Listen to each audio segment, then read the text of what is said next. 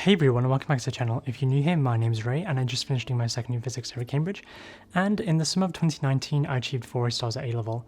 Now in this video I will sort of be explaining a few of the mistakes I made during my first few weeks of sixth form, and hopefully for many of you new year 12s this should make sixth form a little easier for you. So my first mistake was looking and caring way too much about other people's GCSE results. I think that for the most part it doesn't really matter, and I think it can be quite easy to get hyped up during the first few weeks of A levels, like sort of comparing results with new people that you've met, because it's like the first time in your life that you've actually got a proper set of results. Whereas at university, you don't really compare A level results when you get to university, because like people just don't care anymore and they've already received results before which are official. So this was one of my mistakes, and I looked way too much at other people's results and said, oh no, they got better than me, like they're going to be doing better than me at A level, so why should I even try? Or like certain people I knew ended up getting all A stars at GCSE, and I just automatically assumed that they'll like better than me throughout the whole year, or they'll do better than me in their final results, which they did not. And I found there was no real strong correlation between what many really high achieving students got at GCSE and A level. So for example, in my school there were quite a few people who got 10 or 11 A stars at GCSE. I didn't get all A stars at GCSE, I ended up getting 7 instead, which is still like a good amount. But these people acted as though they will like get all A stars at A level, and for the people who ended up with 11 A stars at GCSE, they did not, like one person I know, they didn't get any A stars at A level. They ended up getting like A, B, B or something, which like whilst it is still pretty good, the way they were making themselves seem in the first few weeks, or pretending they already have A levels under their belt, was quite like, it got to me during the first few weeks, and I wish I didn't let it get to me. I wish I realized soon that there wasn't really any strong correlation between what people ended up getting at GCSE and A level. Now many of my friends here at Cambridge, they ended up getting like 2 or 3 A stars at GCSE and then ended up getting like 3 or 4 A stars at A level. So it's pretty easy to turn it around, so I wouldn't get too caught up in what everyone's getting at GCSE, and especially this year because people didn't actually sit exams, and it was more dependent on like teachers' predicted grades and how your school system worked, and what teachers thought about you based on limited like results they had available for you and stuff like that. Now my second mistake was comparing too much what I got in my first few topics tests with what other people got. So I remember my first further maths topic test, I ended up getting a D on the complex numbers topic test, and there were like 3-4 people in the class who just did better than me in that topic test, and I just cared way too much and was like, oh well, this is tragic, I might as well drop further maths now, like this is going terribly. And then I ended up being the only person in my school to get an A star in further maths A level, despite getting a D in the first topic test. So I wish I didn't compare my results with other people's results in the first few topic tests, and especially for chemistry, because there were a bunch of people doing better than me in chemistry during the first few weeks and first few topic tests, and then I ended up being, I think, one of the only 2 A stars in chemistry in my school for like the actual final exam. And I think this sort of has to do with the fact that during the first few weeks people can like sprint ahead and work really hard outside school, and then over time they lose that momentum. I sort of imagine it being like a marathon. Like if someone goes sprinting off right at the beginning and doing well on like the first bunch of topic tests, they're going to end up like crashing or burning out, or well, just losing that momentum. And if you just run at a steady pace, then you can catch up to them and you can even surpass them, and like by the end of the marathon, like you could be miles ahead of them.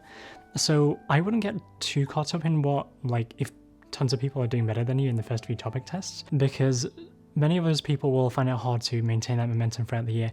And as long as you're going at a good steady pace and making enough improvements between the topic tests, then that should be pretty good. So my third mistake was that worrying that I had to have everything figured out in the first like 2-3 weeks or something. And that's really not the case. So I remember trying a few revision, like studying methods, techniques and stuff like that, and I thought like using mind maps might be useful for some topics in A-level physics. I didn't find it to be too useful, but I still like experimented and found out that it wasn't useful for me, or that I worried that I had to like have the perfect organization system in place from day one. But I just sort of figured out the organization system like over months of trial and error, and sort of figuring out and noticing what works for me and what doesn't work for me. So I wouldn't worry too much if you don't have everything figured out or when it comes to like revision or organization. Just pay attention and be intentional. Like if you find that this certain thing is not working for you, then like try to stop and think about why. So one exercise which is particularly useful is a 5-minute timer.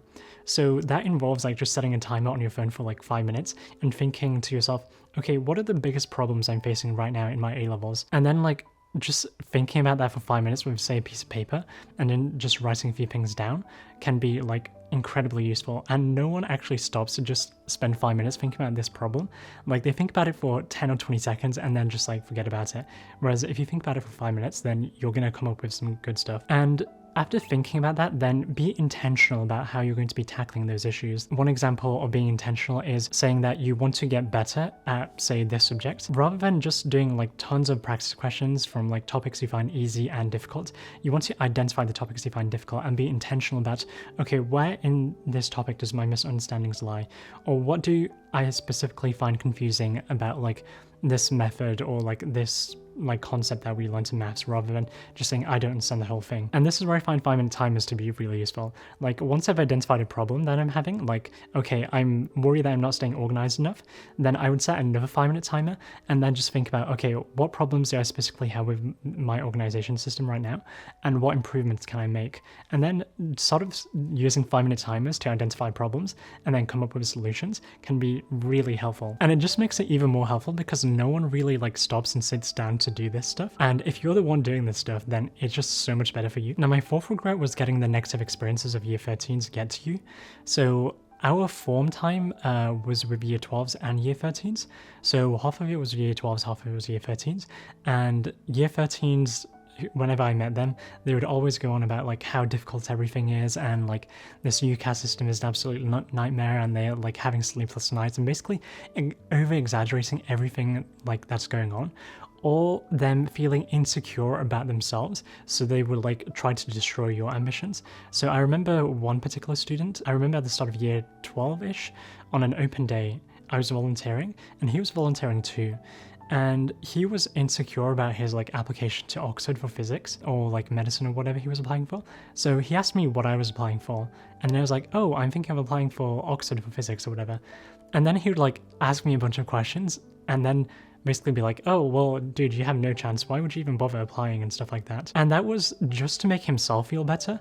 So when you meet a lot of year 13s who are like complaining about how hard everything is and like trying to destroy your ambitions, just don't let it get to you because they're just projecting their own insecurities onto you and trying to make themselves feel a bit better by saying like everything's super difficult. That relates onto a fifth point of if you keep telling yourself that everything is going to be hard or impossible, then like you will end up finding it hard or impossible. So Ali Abdaal, he uses this example quite a bit, and when people assume that medical school is going to be super difficult, he says that like if you keep telling yourself it's going to be difficult, you will end up finding it difficult. Whereas if you just sort of say like, oh hey, it's like manageable if I sort of like put in a few hours here and there and stuff, then you will just enjoy the experience a lot more rather than like worrying about having sleepless nights and agonizing over like exams and stuff all the time. So I like his attitude when he says that everything is figure outable. And during medical school, he found that when he stopped telling himself that this is like the hardest thing he's ever having to do and stuff like that, he just enjoyed it a little more and he just found it easier as a result. And I think this is to do with confirmation bias in the sense that when you keep telling yourself that something is going to be hard or like extremely difficult, and then you get to a hard stage or like a difficult stage, then you will just like you're more prone to giving up or just not putting in as much effort because you're like, oh, this is hard anyway, I don't have to put in too much effort. So for me personally, I didn't think about like whether anything was easy or hard. Like even during my degree right now, I don't think whether something is like hard to understand or easy to understand, or just like I don't assess its level of difficulty. I just sort of do it or figure it out, or like know that I will be able to figure it out with like a little bit of time and effort. And I wish I didn't tell myself like certain subjects were just going to be like super hard or super difficult, because once I stopped telling myself that, I actually enjoy the subjects much more, and I just found them easier because I was enjoying them, and I enjoyed doing the revision more because like revision is sort of enjoyable when you like enjoy the subjects or you sort of like solving the questions. And if you keep telling yourself it's hard or difficult, then you're not going to like solving solving the questions as much, so you won't be doing as much revision, which will lead you to saying that's hard and difficult because you're not putting in as many hours as, say, if you just sort of told yourself that you were sort of enjoying the subjects or you found the interesting parts of it, then you would enjoy doing the questions more and you would enjoy doing a little bit more revision, and then you would like find it easier. And if you enjoy things which are easy for you, then you will enjoy it even more. And in terms of like things being figure outable, one of my mistakes was worrying too much during the first few weeks of A levels about like my entire future and thinking that I have to have my entire life figured out. And that's really not the case. Like I thought because I turned 17 in the September of year 12, I had to have my like entire life figured out because my 13-year-old self assumed that my 17-year-old self would know what to be doing with my life and stuff. And I just generally had no clue. But what I like to do is just keep the options open. So the A levels I chose, maths, physics, and chemistry, I found to be the best in terms of keeping the options open for me when it came to, say, picking a university degree. And then I just sort of worried about the next step along the ladder. I didn't worry about like picking the degree and then thinking about what comes after that or having my whole life figured out based on that. Because some people, like, they enjoy doing chemistry and they want to sort of do a chemistry degree. And if you enjoy doing chemistry and want to do a chemistry degree, then try not to worry too much about like what everyone will end up thinking or saying. What are you going to do with a chemistry degree, or what are you going to do with a physics degree? People told me, like, if you're going to study physics at university, like, you can only become a physics teacher or something. And I'm like, yeah, as if there are so many more options open to me than just becoming a physics teacher. And like, whilst being a physics teacher, I think would be pretty fun, except that I would enjoy teaching online rather than in a classroom because I have a wider impact that way. Whilst being a teacher would be fun, I just realized like the degree itself just provides you with the skills, and it's not so much about the knowledge. So many people graduate from doing physics degrees or chemistry degrees and they rarely or never use their physics or chemistry knowledge again. Or well, most degrees, people just don't use that knowledge again. And it's more about the skills they've developed during that degree, like being able to critically think and analyze information and problem solve, and sort of the networking skills they developed during university for getting involved in societies and whatnot. So that when it comes down to like interviewing and just applying for stuff, they care much more about the skills and the technical expertise. So for like a science-based degree like physics, plenty of people go into like data science, software engineering, like investment banking, consulting, and basically almost every job that is somewhat like number related, they're able to go into because of physics. They may not be able to go into like medicine because medicine you actually have to have done like a medical degree for. But like most jobs are just open to most people, and don't worry too much about like having to have figured your entire life out, and sort of just think about what you enjoy and like the degree you want to go for based on that. So for me, I just personally like to keep the options open, and right now like I'm going into my third year of doing physics and I still have no idea what I'd want to be doing afterwards. And I think just like me having a physics degree right now, it keeps a lot of options open, and people care much more about like the skills I've gained during that degree rather than just being like, oh hey, you're not going to use, like, you study quantum mechanics at university for like 8 weeks. We don't really use quantum mechanics here. They're going to think more about the skills you developed through actually learning quantum mechanics, which is like being able to learn new and challenging concepts well, and being able to like problem solve and stuff like that. And my seventh mistake was not realizing the value of improving my problem solving skills sooner. I started improving my problem solving skills seriously like at the end of year 12. And I wish I just started doing it much sooner because it would have made admissions tests a lot easier, and like interviews and just everything else when it comes to like applying for Cambridge or Oxford, especially for science-based and STEM-based subjects. So I did like sort of try to improve my problem solving skills throughout the summer, but during classes or when I was bored in form time or something, or when I was just out of homework to do, rather than repeating flashcards over again or just going over the same material again, I wish I actually took some time to improve my problem solving skills and attempt more difficult problems and just get so much better. So I'm slowly developing problem solving series where like I interview a bunch of people and I talk about my own experiences, which should be linked above somewhere right now.